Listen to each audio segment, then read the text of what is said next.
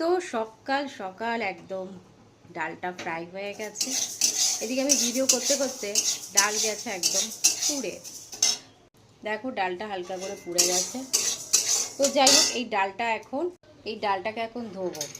ধুয়ে তারপরে এই যে গরম জল বসিয়েছি একটা বাটিতে, এই গরম জলটার মধ্যে দিয়ে দেবো। তো এখন ডালটাকে সেদ্ধ করে তারপরে ফোড়ন দেবো। যেহেতু আজকে মহাসপ্তমী, আজকে পড়ে গেছে সোমবার, তো ওই জন্য সোমবারে আমার তো নিরামিষ করার একটা ব্যাপারই থাকে। তো ওই জন্য নিরামিষ রান্নাবান্না করছি, করে তারপরে বরের জন্য আমিষ হবে। এই হচ্ছে ব্যাপার।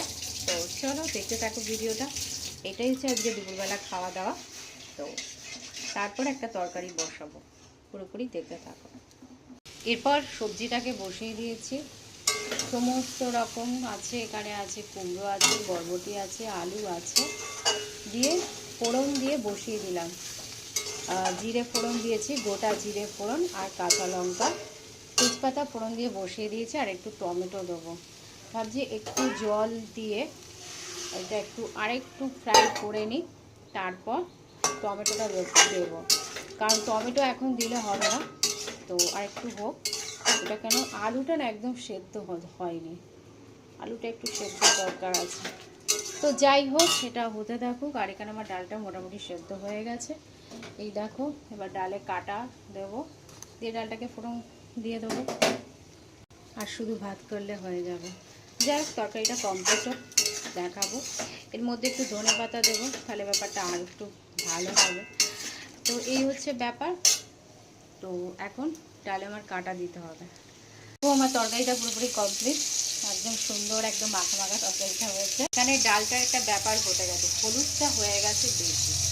এখন এটাকে আমি কী করে ঠিক করবো আমি নিজেও জানি না। হলুদ হয়ে গেছে ভীষণ বেশি, কিন্তু হলুদের গন্ধ হয়নি, কেননা আমি অনেকক্ষণ ধরে ডালটাকে ফুটিয়েছি। তার জন্য একটা উপায় বের করলাম। একটু টমেটো কাটা ছিল, যেটা আমি তরকারিতে দেবো ভেবেছিলাম, সেটা দিলাম না। এই টমেটোটা আমি ডালের মধ্যে দিয়ে দেবো। আর একটু বেশি করে তেল দিয়ে ফোড়নটা দিচ্ছি, যাতে গন্ধটা না বেরোয়। আর একটা শুকনো লঙ্কা, তেজপাতা দিয়ে দিয়েছি। এটা একটু ফ্রাই হলে, টমেটোটা ফ্রাই হলে আমি ডালটাকে ঢেলে দেবো। আর এই ধনে পাতা আমি তরকারিতে দিতে পারলাম না, কারণ হচ্ছে ধনে পাতাটা আমাকে ডালের মধ্যে দিতে হবে।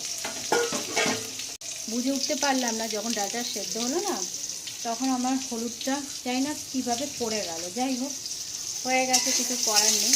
তো তরকারি যখন করছিলাম তখন ভাবলাম টমেটো দেওয়ার দরকার নেই, কারণ আবার কাটতে হবে, ঝামেলা অনেক। তো কাটা টমেটোটাই আমি ডালের মধ্যে ফোড়ন দিয়ে দিচ্ছি, আর ধনে পাতা।